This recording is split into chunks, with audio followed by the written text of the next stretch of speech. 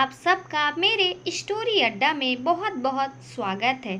आज हम बेजुबान इश्क का 5वां भाग लेकर आ गए हैं और इसके पिछले 4 भागों में हमने देखा है कि अंजलि के चाचा इंद्रजीत हार्ट अटैक आने का बहाना करके हॉस्पिटल में चले जाते हैं।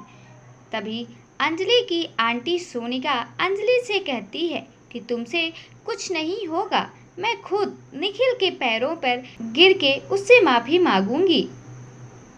तभी अंजलि अपनी चाची को समझाते हुए कहती है कि आप चाचा का ख्याल रखिए, मैं उससे बात करके आती हूँ, और वह उसके घर पहुँच जाती है। अब आगे अंजलि के पैर अब कांपने लगे थे। उसका पति उन दोनों के बेडरूम में किसी और लड़की के बाहों में था। इसी रूम में कई बार अंजलि ने निखिल को खुश करने के लिए सजाया था, लेकिन आज यही उसका पति किसी और औरत के साथ रंगरलिया मना रहा था। चाहे अंजलि कितनी भी खुद को समझा ले, उसे अब कोई फर्क नहीं पड़ता, लेकिन फिर भी उसके दिल में ऐसा महसूस हो रहा था कि मानो कोई खंजर से उसके दिल पर बार कर दिया हो। आखिर उसी आदमी के प्यार के लिए अंजलि इतने साल तड़पी थी। उसने क्या कुछ नहीं किया था उस आदमी के लिए, लेकिन आखिर क्या सिला दिया उसने अंजलि के प्यार का धोखा। अंजलि की आंखों में आंसू थे, पर उसे पता था कि वो इस वक्त कमजोर नहीं पड़ सकती है। तुम जाओ, निखिल ने अंजलि को वहां खड़ा देख उस लड़की से कहा। वो लड़की चुपचाप बेड से उतर गई और अंजलि को घूरते हुए कपड़े पहनने लगी। वो अंजलि के वहां आ जाने पर काली नाखुश थी। अंजलि के पास से गुजरने वक्त वो जानबूझकर अंजलि से टकरा गई थी। अंजलि उस लड़की को जानती भी नहीं थी, पर उस लड़की ने पहनावों से उसे पता चल गया था कि वो एक कॉल गर्ल थी। तुमने मुझे सब दिखाने के लिए यहाँ बुलाया था, अंजलि ने दांत पीसते हुए गुस्से से कहा। अंजलि और निखिल कि 5 साल की शादी में निखिल ने कभी अंजलि को नहीं छुआ था, लेकिन अंजलि ने सुना था कि निखिल अपनी फिजिकली नीड्स पर बाहर की लड़कियों पर पैसा उड़ाता था, पर अंजलि ने कभी भी उन बातों पर विश्वास नहीं किया। मुझे लगा तुम नहीं आओगी, निखिल ने झूठ बोलते हुए कहा। निखिल जानता था कि अपने परिवार के नाम पर अंजलि जरूर आएगी, और उसने जानबूझकर उसे ये सब दिखाया ताकि उसे परेशान कर सके, क्योंकि उसे लग रहा था कि अंजलि उससे आज भी बहुत प्यार करती है। लेकिन अंजलि का रिएक्शन वैसे नहीं था जैसे निखिल ने सोचा था। आज से पहले अंजलि जब भी उसके किसी और के साथ होने की बात सुनती थी तो हजारों सवाल पूछ देती थी, बहुत रोती थी, चिल्लाती थी और खुद को तसल्ली दे देती थी कि शायद वो कुछ ज़्यादा ही सोच रही है। कई दिन दुखी रहती थी, फिर वापस अपने पुराने रूप में आ जाती थी, लेकिन इस बार तो वो उसकी आंखों के सामने किसी और लड़की के साथ था। पर ना तो वो रोई ना ही चिल्लाई, जिसे देखकर वो काफ़ी फ्रस्ट्रेट हो रहा था। निखिल ने बेड से उतरकर अपने कपड़े पहने और अंजलि के पास आकर खड़ा हो गया। उसे देखकर अंजलि को घिन आ रही थी। निखिल को सामने देख अंजलि ने दूसरी तरफ अपना मुंह फेर लिया। निखिल ने अंजलि को उसके जबड़े से पकड़ लिया और जबरदस्ती उसका चेहरा अपनी तरफ करते हुए पूछा, तुम मेरी तरफ देख क्यों नहीं रही हो? तुम तो मुझसे बहुत प्यार करती हो ना? और क्या कहती थी तुम कि तुमसे ज़्यादा प्यार मुझे इस दुनिया में कोई कर ही नहीं सकता। बोले, तुम आखिर क्या चाहिए निखिल? बोलो, तुम्हें एग्जैक्टली चाहिए क्या, जिससे बदले में तुम मेरे परिवार को तंग करना बंद कर दो, और अगर तुम्हें सच में ये शादी नहीं तोड़नी तो तुम्हें पायल और या उस जैसी किसी भी लड़की से सभी रिश्ते तोड़ने होंगे। क्या कर पाओगे ऐसा? अंजलि ने निखिल की आंखों में देखते हुए कहा। आज निखिल को अंजलि की आंखों में प्यार की उम्मीद नहीं बल्कि नफरत दिख रही थी, बेहद नफरत। इस नफरत को देखकर आज निखिल भी हैरान था। उसे लगा नहीं था कि उसके प्यार में पागल अंजलि कभी उसे इन निगाहों से देख सकती है। तुम यही चाहती हो ना कि मैं तुम्हारे फैमिली को परेशान करना छोड़ दूं? तो मेरी एक शर्त है। निखिल ने अंजलि को तिरछी मुस्कुराहट के साथ देखते हुए कहा। अंजलि इतना तो जानती थी कि निखिल की वो शर्त बेबुनियाद और घटिया होगी, पर इतनी ज्यादा बेहुदा होगी ये अंजलि ने सोचा भी नहीं था। उस शर्त को सुनकर तो अंजलि उससे और ज्यादा नफरत करने लगी थी। तो मेरी पहली और आखिरी शर्त है कि तुम्हारे अंकल यानी इंद्रजीत खन्ना मुझसे अपने बिजनेस को बचाने के लिए भीख मांगे। निखिल ने अंजलि के जबड़े पर अपनी पकड़ कसते हुए कहा। उसकी ये शर्त सुनकर अंजलि को गुस्सा आ गया था। उसके चेहरे पर वो गुस्सा साफ नजर आ रहा था।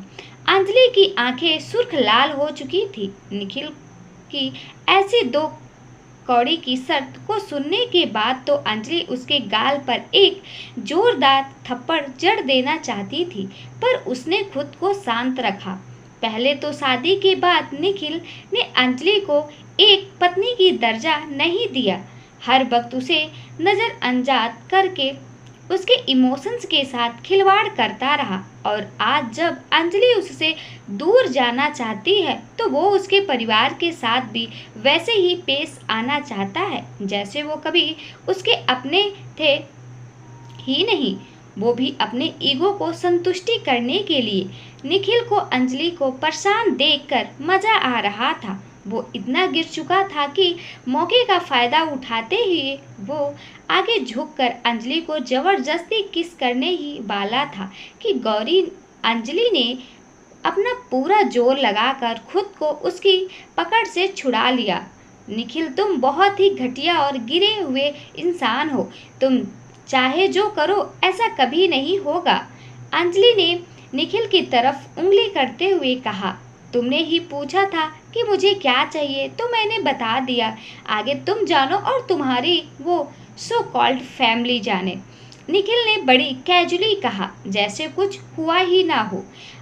अंजलि देखने में काफी शांत किस्म की लड़की थी, सच भी थी, लेकिन एक हद के बाद वो अड़ियल और जिद्दी किस्म की भी बन जाती थी। और ये निखिल भी जानता था। तुम्हारी ये शर्त कभी सपने में भी पूरी नहीं होगी। निखिल ओबराय, अंजलि ने गुस्से से कहा और मुड़कर वहां से निकल गई। वही निखिल उसे जाता देख मुस्कुरा रहा था, क्योंकि वो जानता था कि अंजलि एक अनाथ थी और खन्ना परिवार उसके लिए क्या मायने रखता था। अपने लिए ना सही पर अपने परिवार के लिए एक ना एक दिन अंजलि फिर उससे भीख मांगने जरूर आएगी। ऐसा बेहुदा शर्त रख कर वो बस खन्ना परिवार को डराना चाहता था। उसे एक वक्त अंजलि और उस परिवार के साथ खेलकर काफी मजा आ रहा था। निखिल सच में एक पत्थर दिल इंसान था। देखता हूँ कब तक अपनी जिद पर कायम रह पाती हो तुम। इतना कहकर निखिल पागलों की तरह हंसने लग गया। अंजलि बस जल्द से जल्द वहां से निकलना चाहती थी। रास्ते में उसे वो लड़की मिल गई जो कुछ देर पहले निखिल के साथ थी। वो इस वक्त ओबराय मेंशन के बाहर ही खड़ी थी। उसने काफी ज्यादा मेकअप कर रखा था, एक छोटी सी ड्रेस पहन रखी थी और इस वक्त सिगरेट के फूंफ भर रही थी। अंजलि उसे इग्नोर कर के वहां से जाना चाहती थी, पर वो लड़की तो अंजलि को जानबूझकर छेड़ रही थी।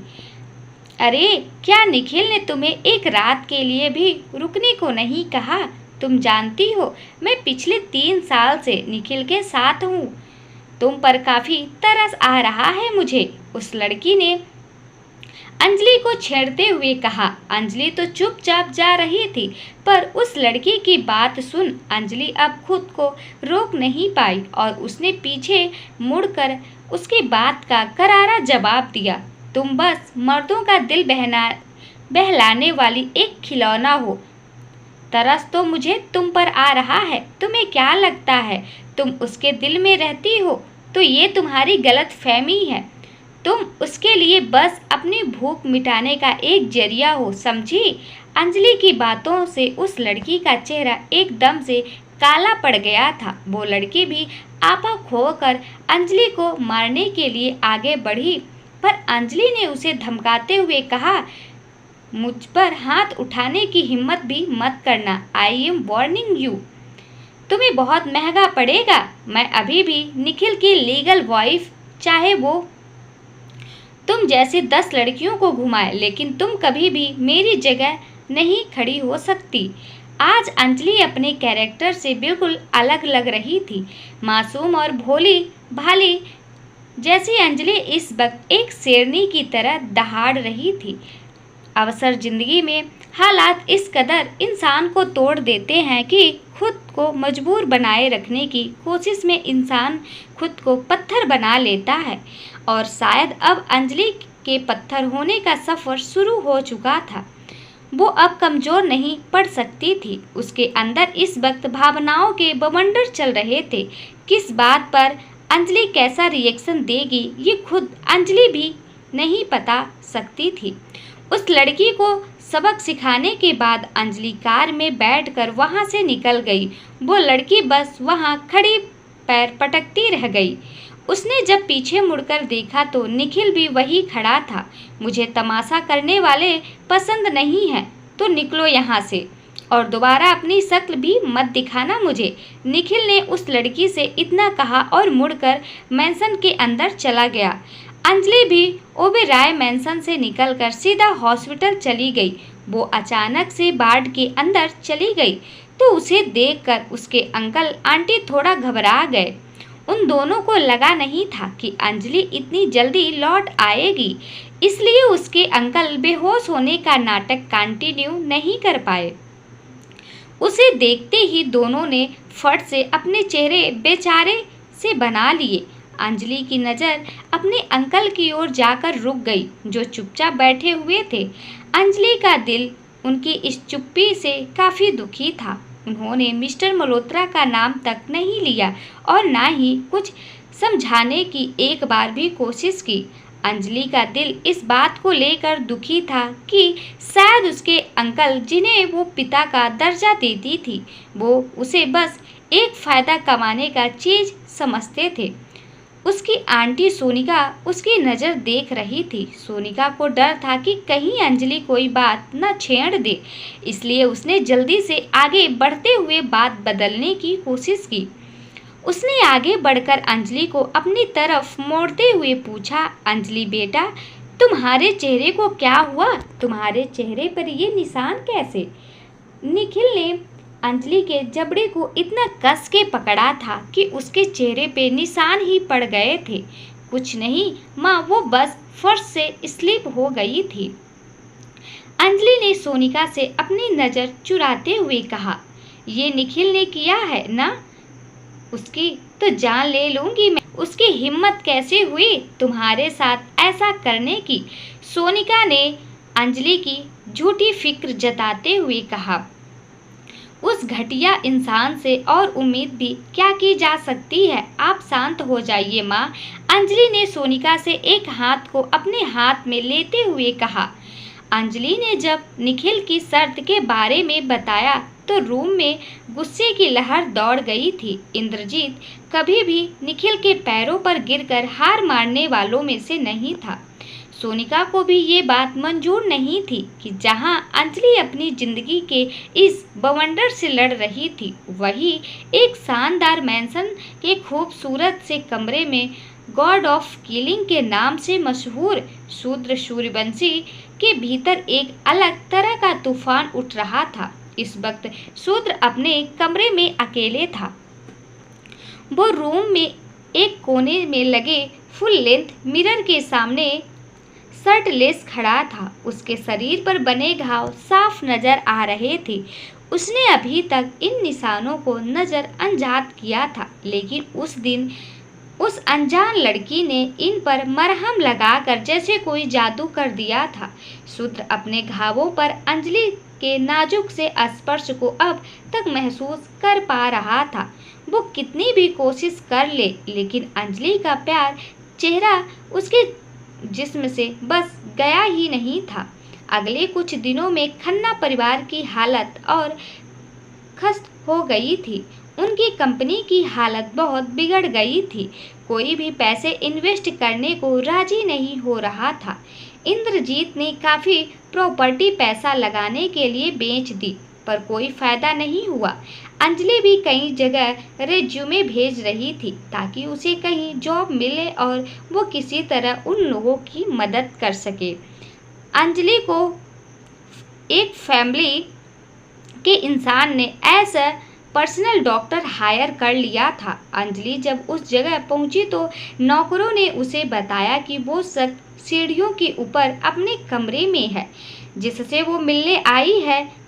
अंजलि सीढ़ियां चढ़ ही रही थी कि वो इंसान जिससे उसे अपॉइंटमेंट किया था उसके सामने आ गया, जिसे देखकर उसका चेहरा एकदम से काला पड़ गया। खन्ना परिवार दिन पे दिन डूबता ही जा रहा था। अंजलि की फोटो लीक होने की वजह से उसे फिर से कहीं जॉब नहीं मिल पा रही थी, लेकिन उस शख्स ने उसे ऐसा प्राइवेट डॉक्टर हायर कर लिया था।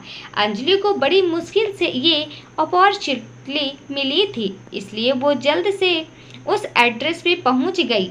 अंजलि ने घर के नौकर से पूछा तो उसने उसे सीढ़ियों से ऊपर जाने को कहा, लेकिन अभी अंजलि ने कुछ ही सीढ़ियां चढ़ी थी कि सामने से सीढ़ियों से नीचे उतरने इंसान को देखकर वो हैरान रह गई। उसे बिल्कुल भी उम्मीद नहीं थी कि वो इंसान को यही देखेगी। सोचा नहीं था कि इतनी जल्दी आ जाओगी। लगता है तुम्हें पैरों की कुछ ज़्यादा ही ज़रूरत है, पायल ने मुस्कुराते हुए कहा। वो इंसान जिसने अंजलि को अपॉइंटमेंट किया था वो और कोई नहीं बल्कि अंजलि के पति की गर्लफ्रेंड पायल थी। पायल की चाल और उसके चेहरे के एक्सप्रेशन बेहद घमंड से भरे हुए नजर आ रहे थे। बीती रात निखिल के साथ हुई उस बात से अभी अंजलि उभर भी नहीं पाई थी कि पायल उसके सामने आकर खड़ी हो गई। अंजलि उसे देखकर एक और मिनट वहां नहीं रुकना चाहती थी। वो उस औरत के सामने कैसे झुक सकती थी जिसने उसके पति को उससे छीन लिया था। अंजलि की गुस्सा तो बहुत आ रहा था, पर उसने खुद को शांत किया और वहां से जाने का सोचा। आई एम सॉरी, मुझे नहीं लगता कि मैं ये जॉब कर पाऊंगी। आपका समय बर्बाद करने के लिए मुझे दुख है, पर आप इसके लिए किसी और को हायर कर सकती हैं। इतना कहकर अंजलि जाने के लिए मुड़ी ही थी कि पायल ने उसकी कलाई को पकड़कर उसे रोक लिया। अंजलि के चेहरे के एक्सप्रेशन एक पल में गुस्से वाले हो गए थे। उसने पीछे मुड़कर पायल को गुस्से से घूरते हुए कहा, तुम चाहती क्या हो? कहा ना, मुझे इस जॉब ऑफर में कोई इंटरेस्ट नहीं है। किसी और को ढूंढ लो। समझ नहीं आ रहा क्या?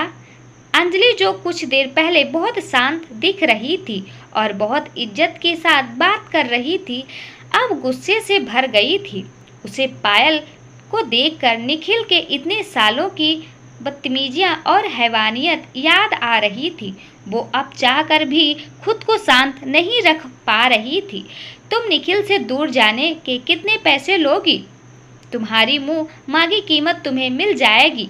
बस निखिल से दूर रहो, समझी? और चुपचाप उसे डिवोर्स दे दो। पायल ने भी गर्म लहजे में अंजलि से कहा। सीरियसली, मैं तो कब से उससे तलाक मांग रही हूँ। उसे छोड़कर अपने मायके में रह रही हूँ, पर वो ही है जो मेरे पीछा पड़ा है। वो ही मुझे छोड़ने को तैयार नहीं है। डिवोर्स को लेकर मैं कितनी बार उससे बात कर चुकी हूँ, लेकिन वो ही पता नहीं क्या मेरे आगे पीछे घूम रहा है। मुझे ये सब बोलने में अच्छा अपने बॉयफ्रेंड को जाकर ये समझाओ। अंजलि ने मुंह बनाते हुए कहा। ओह अच्छा, तुम्हें क्या लगता है मुझे नहीं पता कि तुम ही उसके पीछे पड़ी हो। पूरे शहर में तुम्हारे प्यार के चर्चे हैं। तुमने उससे मदद के बदले जबरदस्ती शादी की थी, ये भी सब जानते हैं। और आजकल तो तुम मेरे भाई को उकसाने में लगी हो। क्या तुम्हारी इतनी औकात है कि तुम हमारे खानदान के बीच बैठ भी सको? पायल ने अंजलि को उंगली दिखाते हुए कहा। लेकिन अगर बैठ गई तो क्या पता कल को तुम्हारी भाभी बन जाऊं तो क्या कर लोगी तुम? अंजलि ने दांत पीसते हुए कहा। अंजलि को इस वक्त पायल पर बेहद गुस्सा आ रहा था। उसके मुंह में जो आ रहा था वो बोल रही थी। इससे पहले उन दोनों में से कोई भी कुछ और कहता, उन्हें बाहर से एक गाड़ी के रुकने की आवाज़ आई। पायल ने कुछ बोलने की जगह अंजलि को एक तिरछी मुस्कुराहट के साथ देखा। उसकी मुस्कुराहट देखकर अंजलि कंफ्यूज्ड थी। इससे पहले वो कुछ कर या कह पाती, पायल जानबूझकर सीढ़ियों से फिसल गई।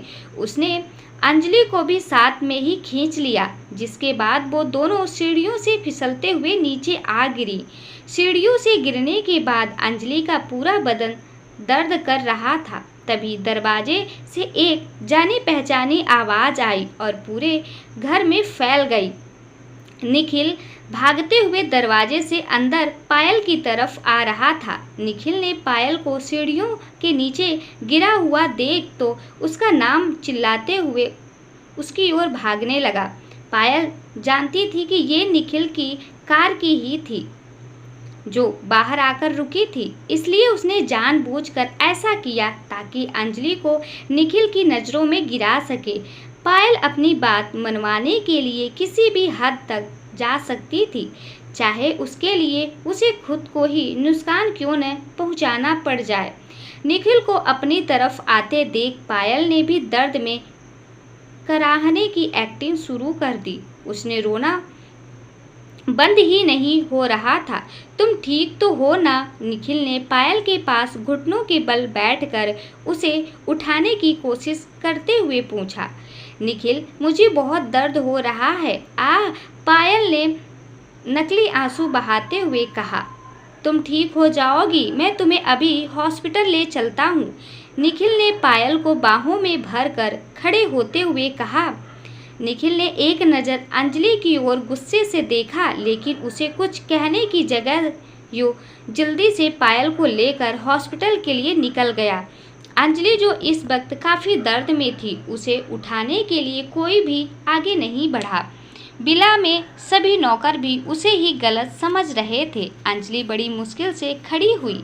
उसके सर में काफ़ी दर्द हो रहा था। हालांकि उसका खून नहीं बहा था, लेकिन उसके सर में अंदरूनी चोट तो आई थी। गिरने की वजह से उसका पैर भी सीढ़ियों से टकराया था और उसके पैर में भी चोट आई थी।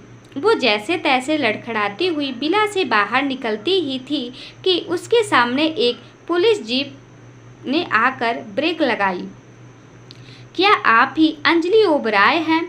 एक लेडी पुलिस ऑफिसर ने अंजलि की ओर देखते हुए पूछा। जी हाँ, मैं ही हूँ, अंजलि ने कांपती आवाज़ में जवाब दिया। उससे तो दर्द के मारे कुछ बोला भी नहीं जा रहा था। हमें आपके खिलाफ कंप्लेन मिली है कि यहाँ आपने जानबूझकर किसी को सीढ़ियों से धक्का दे दिया था। आपको हमारे साथ इन्वेस्टिगेशन के लिए पुलिस स्टेशन चलना होगा, लेडी ऑफिसर ने अंजलि को बताते हुए कहा। अंजलि की आंखों में इस वक्त कोई भाव नजर नहीं आ रहे थे, तो इस वक्त किसी को कुछ भी नहीं समझाना चाहती थी। वो इस वक्त बिखर चुकी थी। आज फिर उसे उस बात के लिए कसूरवार ठहराया जा रहा था जो उसने किया ही नहीं, लेकिन अभी उसमें किस्मत में इतनी हिम्मत भी नहीं छोड़ी थी कि वो ये कह सके कि उसने कुछ नहीं किया और वो बेगुनाह है। यूँ जानती थी कि अगर ये खबर बाहर गई तो उसके बारे में लोग कैसी बातें करेंगे। उसकी इमेज शहर में बेहद खराब थी। कोई उसकी नहीं सुनेगा और सब पायल की ही बातों पर विश्वास करेंगे। सभी को यही लगेगा कि अंजलि अपने पति से कहीं प्यार करती है, इसलिए निखिल और पायल की बढ़ती नज़दीकियां देख उसने जलन के मारे पायल को धक्का दे दिया। अंजलि बिना कुछ कहे जीप में बैठ गई। पुलिस स्टेशन आ गई। हर तरफ उसके अरेस्ट होने की खबर फैल गई। पुलिस स्टेशन में एक कमरे में पुलिस अंजलि से पूछताछ कर रही थी। तो आपका कहना है कि आपने उन्हें धक्का नहीं दिया, वो खुद गिरी और वो भी जानबूझकर? लेडी ऑफिसर ने अंजलि को शक भरी निगाहों से देखते हुए कहा। जी हाँ, अंजलि ने जवाब दिया। सूर्यवंशी परिवार के खिलाफ जीत पाना बेहद मुश्किल है। उनका वकील भी शहर का सबसे जाना माना लॉयर है। अगर आप चाहती हैं कि आपको सज़ा ना मिले तो जो मैं आपकी कुछ मदद कर सकती हूँ, पर उसकी एक कीमत होगी। उस लेडी ऑफिसर ने अंजलि से सीधे सीधे रिश्वत मांगी थी। अंजलि को उस वक्त बहुत बुरा लग रहा था ये देखकर कि वहाँ रक्षक भी भक्षक बना बैठा था और अब ये बेगुनाह को खुद को बेगुनाह साबित करने के लिए पैसे देने होंगे। अंजलि कुछ कह पाती इससे पहले इन्वेस्टिगेशन रूम का दरवाज़ा अचानक से खुल गया और शूद्र अपने मैनेजर राघव के साथ अंदर आ गया। राघव ने सभी लोगों को वहां से बाहर निकलने का इशारा किया। सभी शूद्र को देखकर पहले से ही घबरा गए थे, इसलिए राघव का इशारा पाते ही सारे लोग वहां से बाहर भाग गए। तुम्हारी हिम्मत इतनी बढ़ गई है कि तुमने मेरी शूद्र सूर्यवंशी की बहन को धक्का दिया। शूद्र ने अंजलि की तरफ देखते हुए बहुत ही कोर्टली कहा। अंजलि भी चुपचाप उसे देख रही थी। वो जानती थी कि बाकियों की तरह शूद्र को भी यकीन होगा कि अंजलि ने ही पायल को जानबूझकर सीढ़ियों से धक्का दिया होगा। क्या तुम्हें जेल जाने का डर नहीं है? बोलो, क्यों किया ऐसा? शूद्र ने अंजलि के सामने खड़े होते हुए पूछा। अगर मैं कहूँ मैंने कुछ नहीं किया, वो जानबूझकर खुद सीढ़ियों से गिरी थी ताकि मुझे फंसा सके, तो क्या आप यकीन करेंगे? नहीं ना? तो प्लीज़ जाइए यहाँ से, क्योंकि आप भी सुनना चाहते हैं वो जवाब नहीं है मेरे पास। अंजलि ने नज़रें झुकाए भरी आवाज़ में कहा। अंजलि पहले से ही बड़ी मुश्किल में खुद परेशान थी। उसके आंसू पलकों पर ही ठहर गए थे। वो रोक कर खुद को कमज़ोर साबित नहीं करना चाहती थी और कहीं ना कहीं उसके ना रोने की वजह से ये भी थी कि वो जानती थी कि यहाँ उसके आंसुओं को देख पिघलने वाला कोई नहीं था। और अगर मैं कहूँ कि आई ट्रस्ट यू देन, शूद्र ने उसी कोल्ड आवाज़ को बरकरार रखते हुए कहा। अंजलि को अपने कानों पर यकीन नहीं हो रहा था। इस वक्त हर कोई उसे गलत ठहरा रहा था। जो लोग उसे हादसे के वक्त वहाँ थे उन्हें भी अंजलि की ही गलती लग रही थी, लेकिन शूद्र जो वहाँ था भी नहीं, उसे अंजलि की बेगुनाही पर यकीन था। क्या आप? अंजलि ने शूद्र को हैरानी से देखते हुए बस इतना ही पूछा था कि शूद्र ने एक बार फिर कहा, आई ट्रस्ट यू। मुझे पता है तुमने पायल को धक्का नहीं दिया। अंजलि ये सुनकर काफ़ी इमोशनल हो गई। उसे आखिरकार कोई ऐसा मिल ही गया था जिसे उस पर यकीन था। अब वो खुद को रोक नहीं पाई और चेयर से उठकर सीधा शूद्र के सीने से लगकर रोने लग गई। जो आंसू वो किसी ऐसे के सामने नहीं बहाना चाहती थी जिसे उस पर यकीन ना हो, जो उन आंसुओं को समझ पाएगा, अब लगातार बहने लग गए थे। शूद्र ने एक्सप्रेशन अभी भी कोल्ड ही थे, लेकिन राघव के चेहरे की ना तो मानो हवाई या उड़ गई हूँ। मैं बाकी फॉर्मेलिटी पूरा कर लेता हूँ, राघव ने गला साफ करते हुए कहा और कमरे से बाहर चला गया। अंजलि काफ़ी देर तक शूद्र से लिपटी फूट फूट कर रोती रही। शूद्र भी बिना हिले डुले वैसे ही किसी मूर्ति की तरह खड़ा रहा। शूद्र से अलग होते वक्त अंजलि काफी हद तक हल्का महसूस कर रही थी, मानो उसके दिल पर रखा कोई भारी बोझ हट गया था। उसने नजरें उठाकर शूद्र की ओर देखा, जिसकी नजरें पहले से ही उस पर थी। अब चलें? शूद्र ने अंजलि को देखते हुए पूछा, जिसका चेहरा रोने की वजह से हल्का लाल पड़ गया था। अंजलि ने कुछ कदम पीछे लेते हुए हाँ में गर्दन हिला दी और दोनों पुलिस स्टेशन के बाहर आ गए। Thanks you mister Suryavanshi, Anjali ने अपनी चुप्पी तोड़ते हुए कहा। तभी राघव कार लेकर उन दोनों के सामने आ गया। गेट इन द कार, शूद्र ने अंजलि से कहा और खुद कार की तरफ आगे बढ़ा ही था कि उसके कदम रुक गए। नहीं, इट्स ओके, मैं टैक्सी ले लूँगी, अंजलि ने शूद्र को देखते हुए कहा, जो आगे बढ़ चुका था लेकिन उसकी बात सुनते ही रुक गया। शूद्र ने पीछे मुड़कर अंजलि की तरफ देखा। अंजलि उसकी नज़रों में देखकर थोड़ा घबरा सा गई, मानो शूद्र की आंखें अंजलि से कह रही हों, खुद चलोगी या उठा के ले चलूं? अंजलि पहले थोड़ा हिचकिचा रही थी, लेकिन ये सोच कर कि शूद्र ने अभी उसकी मदद की थी तो उसकी बात टालना ठीक नहीं लगेगा। वो चुपचाप जाकर कार में बैठ गई। उसके बाद शूद्र भी उसके साथ कार की बैक सीट पर आकर बैठ गया। हॉस्पिटल, शूद्र ने बिना किसी एक्सप्रेशन के बस यही एक शब्द कहा। उनकी बात सुनकर अंजलि और राघव दोनों उसे हैरानी से देखने लगे। शूद्र ने राघव की तरफ देखा, जो हैरानी से उसे ही देखा जा रहा था। शूद्र ने कुछ कहने की जगह बस अपना एक आईब्रो उठाया, जिसके बाद राघव ने जल्दी से कार हॉस्पिटल की तरफ दौड़ा दी। पूरे रास्ते किसी ने कुछ नहीं कहा। शूद्र जानता था कि अंजलि को भी चोट लगी थी, वो भी तो पायल के साथ सीढ़ियों से गिरी थी। पायल को तो उसी वक्त हॉस्पिटल में लाया गया था, लेकिन अंजलि को पुलिस स्टेशन, इसलिए वो अब उसे खुद हॉस्पिटल ले जा रहा था। वही राघव के दिमाग में तो बस एक ही सवाल था, जहां हर किसी के लिए अंजलि गलत थी तो शूद्र अकेले ही उसकी साइड क्यों ले रहा था? आखिर उसे अंजलि पर इतना यकीन क्यों था? वही वो अंजलि की इतनी परवाह करने लगा था कि ये सुनते ही कि अंजलि पुलिस स्टेशन में है, वो सारे काम छोड़कर उसके पास आ गया। हॉस्पिटल में नर्स अंजलि की मरहम पट्टी कर दी थी। शूद्र उसी के बगल में खड़ा उसे गहरी आंखों से देख रहा था।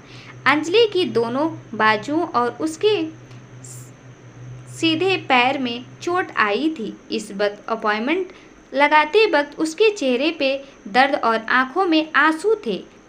अंजलि ने अपने निचले ओंठ को अपने दांतों में दबा रखा था। वो दर्द की बर्दाश्त करने की कोशिश कर रही थी।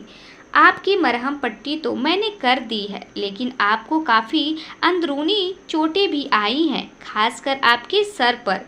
ऐसे में ब्लड कोल्ड होने का खतरा है। मैं तो यही सलाह दूंगी कि आप कुछ दिन यही एडमिट हो जाइए। वैसे आपको इंजेक्शन के बाद कुछ अजीब तो नहीं लग रहा ना? नर्स ने अंजलि की तरफ देखते हुए बड़े कर्षण के साथ कहा। थैंक यू सिस्टर, नहीं अब मुझे ठीक लग रहा है, अंजलि ने नर्स से एक उदास सी आवाज़ में कहा। ठीक है, पर अब अपने अच्छे से ख्याल रखना, नर्स ने एक स्माइल के साथ कहा और वहाँ रूम से बाहर निकल गई। अंजलि ने फिर शूद्र की तरफ देखा तो उसे ही देख रहा था। उसे अंजलि समझ नहीं आती थी। कुछ देर पहले ये लड़की, जिसे इतनी चोट आई थी, पुलिस स्टेशन में एक जिद्दी बच्चे की तरह बैठी हुई थी और अब एक मायूस बच्चे की तरह आंखों में आंसू लिए उसे देख रही थी। ज़्यादा दर्द हो रहा है? शूद्र ने अंजलि से कैजुअली ब्लैंक चेहरे के साथ पूछा। अंजलि के पास कोई जवाब नहीं था। उसे समझ नहीं आ रहा था कि उसकी ये चोट दर्द ज़्यादा दे रही थी या वो परेशानियां जो उसकी ज़िंदगी में बिखरी पड़ी थी। अब बच्चों की तरह चोट पर रोना बंद करो, या तुम भी उस बच्चे जैसी हो जिसे चुप करवाने के लिए कैंडी देनी पड़ती है। शूद्र ने अंजलि को देखते हुए कहा। वो अब उसे और रोता हुआ नहीं देखना चाहता था। हर बच्चे को बचपन में कैंडी नहीं मिलती मिस्टर सूर्यवंशी। कुछ बच्चों के रोने से किसी को कोई फर्क नहीं पड़ता, चाहे उनकी आंखें रोते रोते सूज ही क्यों न जाएं। पर लोगों को उन पर दया नहीं आती। अंजलि ने दर्द भरी आवाज में कहा। ये सब कहते वक्त उसका गला भर आया था और आंखों में भी आंसू बह गए थे। इस वक्त वो अपने बचपन के बारे में सोच रही थी। अपने बचपन की कड़वी यादों से वो इतना ही समझ पाई थी कि उसने रोने पर कभी किसी को भी फर्क नहीं पड़ा था। वो एक अनाथ थी और अपने दुख में हमेशा अकेली रोई। उसके आंसू पोंछने वाला भी कोई नहीं रहता था। बहुत बोलती हो, वो भी इतने तीखे शब्द। शूद्र ने अंजलि की तरफ झुकते हुए कहा। अंजलि का परिवार अब भी मुसीबत में था। वो जानती थी कि शूद्र ने उसकी मदद करने में साफ मना किया था, पर फिर भी वो उससे एक बार फिर मदद मांगना चाहती थी, जिसके लिए उसे शूद्र से नज़दीकियाँ बढ़ानी थी। तो अगर मैं कम बोलूं, सॉफ्ट स्पोकन हो जाऊं, तो क्या मेरी मदद करेंगे आप? अंजलि ने शूद्र की आंखों में देखते हुए कहा। कितना सॉफ्ट हो सकती हो तुम? शूद्र ने एक बहुत ही हल्की मुस्कुराहट के साथ कहा। अंजलि ने शूद्र और अपने बीच की दूरी मिटाते हुए उसे किस कर लिया। एक छोटी सी सॉफ्ट किस के बाद वो शूद्र से अलग हो गई। उसका चेहरा लाल पड़ चुका था। उसने शूद्र की तरफ देखते हुए थोड़ी हिचकिचाहट और बड़े प्यार से पूछा, इतना सॉफ्ट कॉफ़ी है? उसके इतने प्यार से बात करने पर शूद्र को अपने दिल पर कुछ अजीब सा महसूस हुआ, लेकिन उसने अपने चेहरे पर उसके दिल की बेचैनी झलकने नहीं दी। क्या तुम्हें किस करना नहीं सिखाया था मैंने? शूद्र ने अंजलि की बात का जवाब ना देते हुए अपनी बात कही।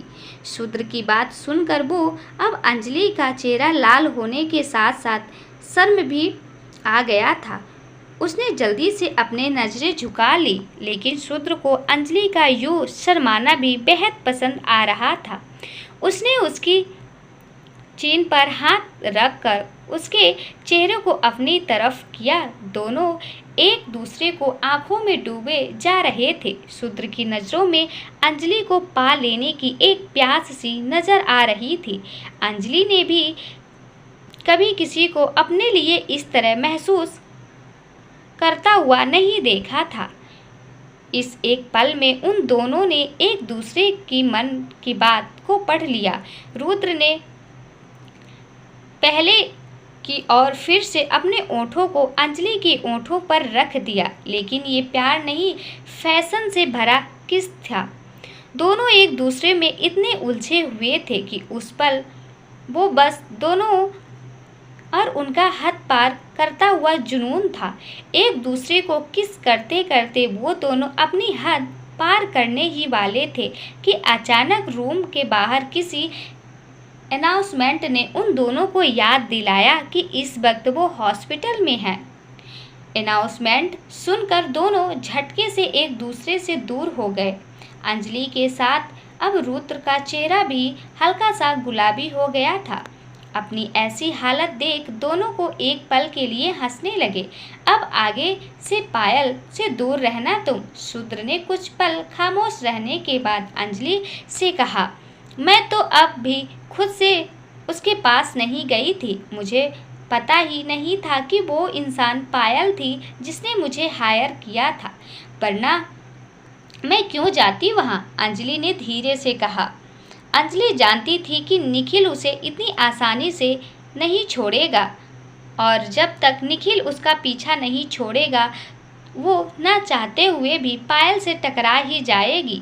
पायल को लगता था कि अंजलि निखिल के पीछे थी, पर असलियत तो कुछ और ही थी। अंजलि तो चाहकर भी पायल से अब दूर नहीं रह सकती थी। अगर वो पायल के पास ना भी जाए तो पायल उसके पास आ ही जाएगी। वो निखिल को अभी अच्छे से जान नहीं पाई थी। यही वजह थी कि निखिल की हर बात पर वो आंख बंद करके भरोसा कर रही थी और अंजलि को अपना दुश्मन समझ नहीं आ रहा था। तभी अचानक से शूद्र को फोन वाइब्रेट हुआ। उसने कुछ पल अपना फोन देखा और फिर पिक करके कान में लगा लिया। इस वक्त वर्ल्ड में इतनी शांति थी कि फोन की दूसरी तरफ आने वाला आवाज अंजलि को साफ सुनाई दे रहा था, जो कि फोन लाउड स्पीकर पर नहीं था। भाई, आपने कैसे उसे इतनी आसानी से जाने दिया और आप एक बार मुझे देखने हॉस्पिटल भी नहीं आए। आप जानते हो इस वक्त मेरी कितनी बुरी हालत है। पायल ने रोते चिल्लाते हुए कहा। तुम रुको, मैं बस पहुंच ही रहा हूँ। शूद्र ने इतना कहकर फोन काट दिया। फोन काटने के बाद शूद्र ने एक नज़र अंजलि की तरफ देखा और पायल से मिलने के लिए वहां से निकल गया। पायल एक दूसरे हॉस्पिटल में एडमिट थी। शूद्र जानता था कि वो किस हॉस्पिटल में थी, इसलिए वो अंजलि को दूसरे हॉस्पिटल में ले गया था। शूद्र जैसे ही रूम के अंदर पहुंचा, पायल ने अपना रोना धोना शुरू कर दिया। भाई, देखिए ना, उस घटिया लड़की ने मेरी क्या हालत कर दी। वो मुझसे निखिल को छीन लेना चाहती है, इसलिए मुझे रास्ते से हटाने के लिए उसने ऐसे मुझे सीढ़ियों से धकेल दिया। आपकी बहन की ऐसी हालत करने वाली को आपने ऐसे कैसे जाने दिया भाई? पायल ने रोते हुए कहा। तुमने उसे क्यों बुलाया था? वो खुद तुम्हारे पास नहीं आई थी ना? तुमने खुद ही उसे हायर किया था, लेकिन किस लिए? तुम्हें क्यों एक डॉक्टर की जरूरत पड़ गई? शूद्र ने थोड़ा सख्ती से पूछा। पायल शूद्र के सवाल सुनकर शून्य पड़ गई थी। उसे समझ नहीं आ रहा था कि वो अब क्या कहे। वो तो चाहती थी कि शूद्र भी अंजलि से नफरत करे, लेकिन अब तो वो अपने जाल में ही खुद फंसती हुई नजर आ रही थी। मैंने उसे आपके लिए हायर किया था भाई। आपकी तबीयत खराब थी ना, तो बस इसलिए, पायल ने हड़बड़ाते हुए कहा। पायल के चेहरे पे बेचैनी साफ नजर आ रही थी। वो चाहकर भी अपना डर छिपा नहीं सकी। अब तो कहीं न कहीं पायल को भी समझ आ गया था कि शूद्र जान चुका था कि वो जानबूझकर खुद सीढ़ियों से गिरी थी।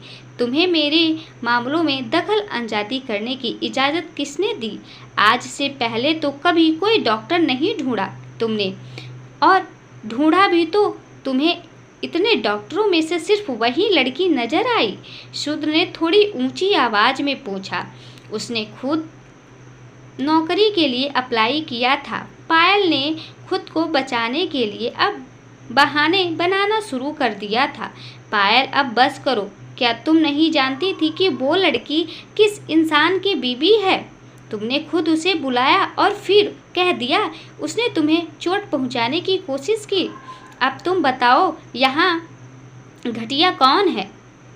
मैं कुछ कहता नहीं, इसका मतलब ये नहीं कि मुझे कुछ पता नहीं है, शूद्र ने गुस्से से भड़कते हुए कहा।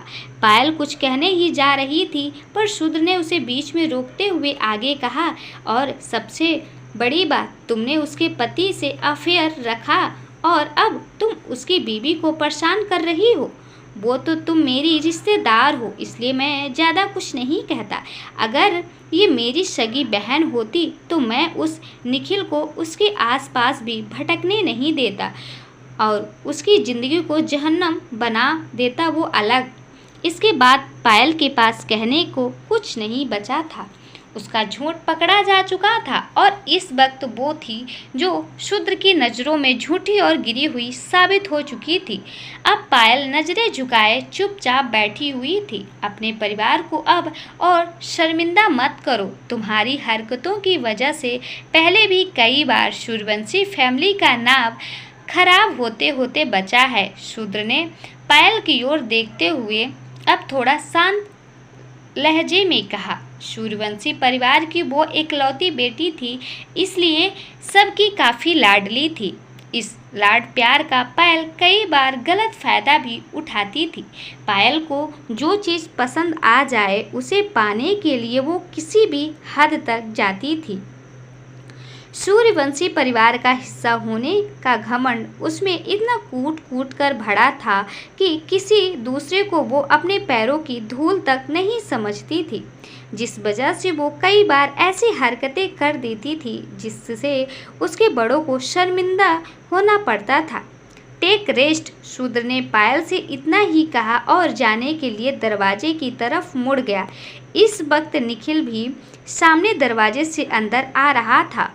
को देखकर उसने बड़ी पोलाइटी एक स्माइल के साथ शूद्र को हेलो बोलना, लेकिन शूद्र तो उसे देखे बिना उसके पास से निकलकर दरवाजे से बाहर चला गया, जिस पर निखिल को अपने आप में बेहद शर्मिंदगी महसूस हुई। उसे अब छोटा महसूस होने लगा था। सूर्यवंशी परिवार शहर का सबसे अमीर परिवार था और शूद्र तो वहाँ के बिजनेस वर्ल्ड का बेताज बादशाह था। निखिल उसकी बराबरी कहाँ कर सकता था। निखिल यही सोच रहा था कि शूद्र शायद उसे अपने सामने बेहद छोटा समझता हो, इसलिए उसे इग्नोर करके वहाँ से चला गया। निखिल शूद्र के क्लोज जाना चाहता था, इसलिए उसने पायल को अपने प्यार के जाल में फंसाया हुआ था। सब फॉर्मेलिटी पूरी हो गई है पायल, तुम भी जल्दी ही ठीक हो जाओगी, निखिल ने पायल की ओर बढ़ते हुए कहा। तुम प्लीज अभी यहाँ से मुझे अकेला छोड़ दो, मुझे किसी से बात नहीं करनी, पायल ने रोते हुए कहा। पायल क्या हो गया, तुम ऐसा क्यों बोल रही हो, निखिल ने परेशान चेहरे से पायल से पूछा। भाई ठीक बोल रहे थे, मैं हूँ गलत, सब मेरी गलती है, वो तुम्हारी बीबी है और अगर मैं तुम्हारे करीब आऊँगी तो ऐसा ही होगा, मैं यही डिजर्व करती हूँ। उसने सही तो कहा, एक बाहर वाली को अपने पति से दूर रहने की धमकी देने के साथ धक्का भी दे दिया, इसमें उसने क्या गलत किया। पायल ने निखिल को अटेंशन पाने के लिए उसके आगे ड्रामा करते हुए कहा। उसने सच में तुम्हें जानबूझकर धक्का दिया था, निखिल ने पायल से पूछा।